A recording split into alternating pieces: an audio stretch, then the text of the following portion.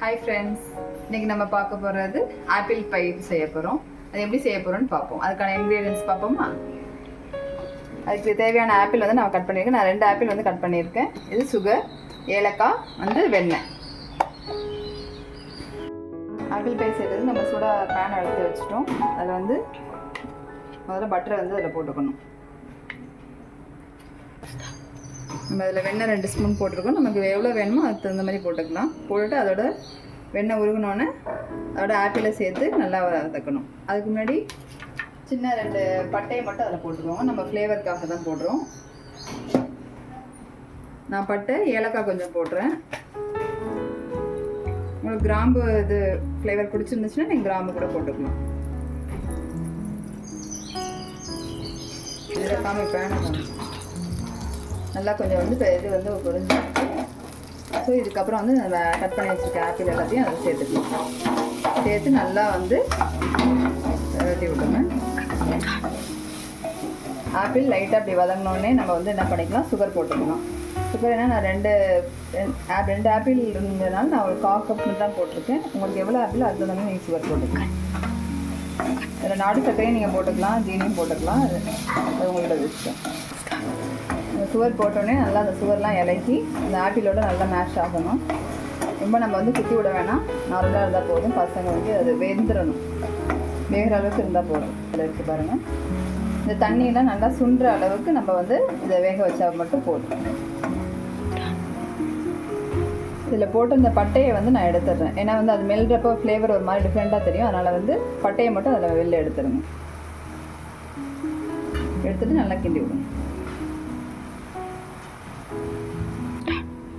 நம்ம 1 கப்பு வந்து கோதுமை மாவு, இன்றைக்கி நான் கோதுமை மாவில் தான் நான் பை செய்ய போகிறேன். ஸோ அதனால் கோதுமை மாவு போட்டிருக்கேன். இல்லை 1 கப்பு கோதுமை மாவு போட்டிங்கன்னா ஒரு 1/2 கப் வந்து சுகர் போட்டுக்கலாம். நீங்கள் பையில் நாட்டு சர்க்கரையும் இந்த இது அந்த மேலே உள்ள பேட்டர்ன் ப்ரிப்பேர் பண்ணுறதுக்கு சுகரும் போட்டுக்கலாம்.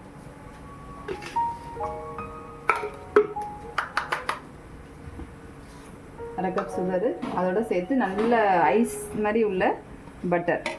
அப்போ அதை மெல்ட் ஆகாமல் இருக்கணும். நான் கட் பண்ணி வச்சுருக்கேன். அதை இதில் போட்டு நம்ம அரைச்சி எடுத்துகிட்டு பார்க்கலாம். இப்போ பாருங்கள், அப்போ உள்ள தண்ணிக்கும் இப்போ உள்ள தண்ணிக்கும் கொஞ்சம் டிஃப்ரென்ஸ் இருக்குது. இன்னும் கொஞ்சம் லைட்டாக இருக்குது. இன்னும் கொஞ்சம் இதாக நேரம் ஆகும். நம்ம அரைச்சி வச்சாச்சு. அதை வந்து ஒரு கிண்ணத்தில் வந்து மாற்றிக்கலாம். மாற்றிட்டு இதை நம்ம வந்து சப்பாத்தி மாவு அளவுக்கு பசையணும் தேவையில்லை. மீடியமாக பிசைஞ்சால் போதும். நமக்கு ரொம்ப டைட்டாக வந்து மாவு பிசைய வேணாம். நம்ம பட்டர் வந்து அதை மெல்ட்டடோடு போட்டோன்னா ஒரு மாதிரி நம்மளால் அரைக்க முடியாது. அதுக்காக தான் நான் வந்து கட்டியாக இருக்கப்போ கட் பண்ணி போட்டேன். அது இப்போ நல்லா மாவோடு நல்லா மிக்ஸ் ஆகிருக்கும் பட்டர். ஸோ இது நல்லா பிசைஞ்சிட்டு ரெடி பண்ணிக்கலாம் பேட்டர்னு. நம்ம ஏற்கனவே பட்டர் போட்டிருக்கனால ரொம்ப தண்ணி நிறையா ஊற்றிடாதீங்க. தேவையான அளவு தண்ணி மட்டும் ஊற்றினா போதும். இல்லைன்னா ரொம்ப மாவு வந்து இலகிரும். நம்ம இதில் எண்ணெய் ஊற்றணும் தேவையில்லை. பட்டர் போட்டிருக்கனால விட்டாமல் வரும் மாவு. இந்தமாதிரி பிசைஞ்சால் போதும். ரொம்ப அழுத்தி பிசைய வேணாம். இந்தமாதிரி பிசைஞ்சால் மட்டும் போதும். இந்த பை நல்லா வந்து நம்ம உள்ளார வைக்கிற ஸ்டஃபிங் வந்து நல்லா ரெடி ஆகிடுச்சு. ஆப்பிள் உள்ளது. இந்த ஸ்டேஜில் நம்ம வந்து அடுப்பை ஆஃப் பண்ணிடலாம். இதுக்கு மேலே இது பண்ணோன்னா ரொம்ப இதாக போயிடும், கொலன்னு ஆயிடும். நம்ம ரெடி பண்ணி வச்சுருக்க பேட்டரை 2ஆக பிரிச்சுக்கிறோம். நம்ம ஆக்சுவலாக நம்ம ப்ரிப்பேர் பண்ணியிருக்கிறது 1 கப்புக்கு ஒரு பை நம்ம வர மாதிரி. நான் இதில் தான் இந்த பிளேட்டில் தான் இப்போ வைக்க போகிறேன். ஸோ அதனால் இதுக்கு தகுந்த மாதிரி நம்ம பேட்டரை வந்து ரெடி பண்ணிக்கலாம். டஸ்ட் பண்ணிவிட்டு நம்ம அடியில் உள்ளதை நல்லா உருட்டி தேய்ச்சிக்க வேண்டியதான். இது நல்லா ரவுண்டாக தேய்ச்சிக்கலாம். குத்தி வெடிப்பு இருக்கலாம், அதனால் ஒன்றும் கிடையாது. ரொம்ப திக்காகவும் இல்லாமல் ரொம்ப நைஸாகவும் இல்லாமல் கொஞ்சம் தின்னாக இருந்தால் போதும். நான் திரட்டிட்டு எப்படி இருக்குன்னு உங்கள்கிட்ட காமிக்கிறேன். லைட்டாக அந்த தட்டில் வந்து பட்டர் தடவிக்கோங்க. பட்டர் தடவிட்டு லைட்டாக மாவை வந்து டஸ்ட் பண்ணிக்கோங்க. அடியில் வந்து ஒட்டக்கூடாதுங்கிறதுக்காக தான் இது சுற்றி பண்ணிவிட்டு இப்போ இந்த நம்ம இது பண்ணியிருக்கோம் பாருங்கள். இன்னும் இந்த அளவுக்கு இருந்தால் போதும். இது அடியில் வந்து நம்ம வச்சிடலாம். நல்லா அடியில் வச்சு நம்ம இதுக்கு ஏதாவது டிசைன் மாதிரி வேணால் கூட பண்ணிக்கலாம். நம்மளோட இஷ்டம். இந்த பாதி மீதி பாதியை இந்த மாதிரி கட் பண்ணிக்கோங்க. ரவுண்டாக திரட்டிட்டு இது மேலே வைக்கிறதுக்காக இதை நீட்டாக வந்து கட் பண்ணிக்கோங்க. ஸோ அடியில் உள்ள பேட்டர்ன் இதில் வச்சாச்சு. அதுக்கு மேலே இந்த பையை கொஞ்சம் நல்லா ஆற வச்சுருக்கேன். ஆற வச்சுட்டு இதில் வந்து ஸ்ப்ரெட் பண்ணிக்கணும்.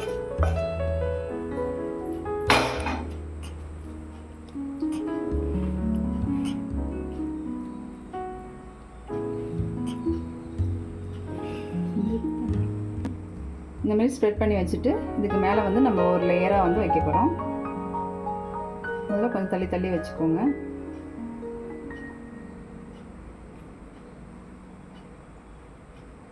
மூணு இது வச்சுருக்கேன்.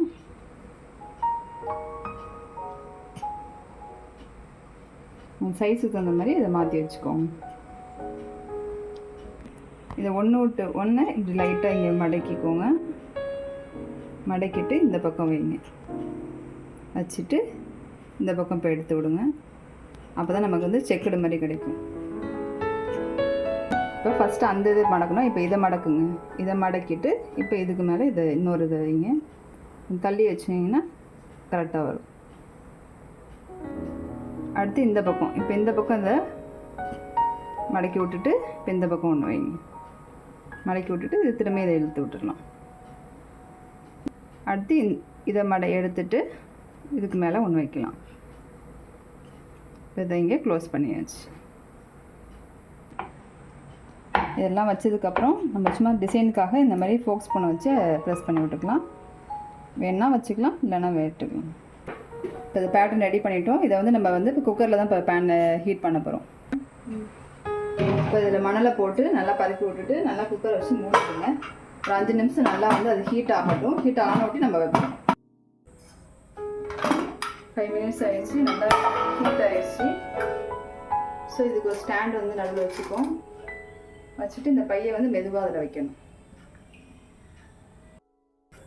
இப்போ பிளேட்டை வந்து நீங்கள் சென்டரில் வச்சுட்டேன்.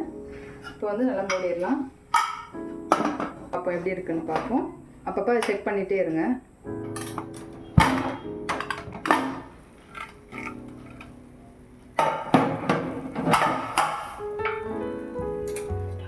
பையை நல்லா வந்து ரெடி ஆயிடுச்சு. ஸோ இந்த ஸ்டேஜில் வந்து நம்ம அடுப்பை வந்து ஆஃப் பண்ணிக்கலாம். நல்லா வெந்துருச்சு. மேலே உள்ளதும் ஸ்டஃப்பும் வெந்துருச்சு. இப்போ இது வெளில எடுத்ததுக்கப்புறம் பார்ப்போம். நம்ம இப்போ இது வெளில எடுத்துட்டோம். சூடாக இருக்குது. நம்ம ஆறுன ஒட்டி இதை கட் பண்ணி அப்படியே சாப்பிடலாம். இதை எதுக்கு உங்களுக்கு கட் பண்ணி ஒரு தடவை காமிச்சிடுறேன். இப்போ நம்ம இதுக்கு தனியாக கட் பண்ணிட்டோம். இப்போ எடுத்து பார்ப்போம். இங்கே பாருங்கள், அந்த ஆப்பிள் வந்து நல்லா ஃபுல்லாக இதாகிருக்கு. இப்போ ஆக்சுவலாக சுடுது, என்னால் சாப்பிட முடியாது. ஸோ ஆறுன விட்டு நல்லா சாப்பிட்லாம்.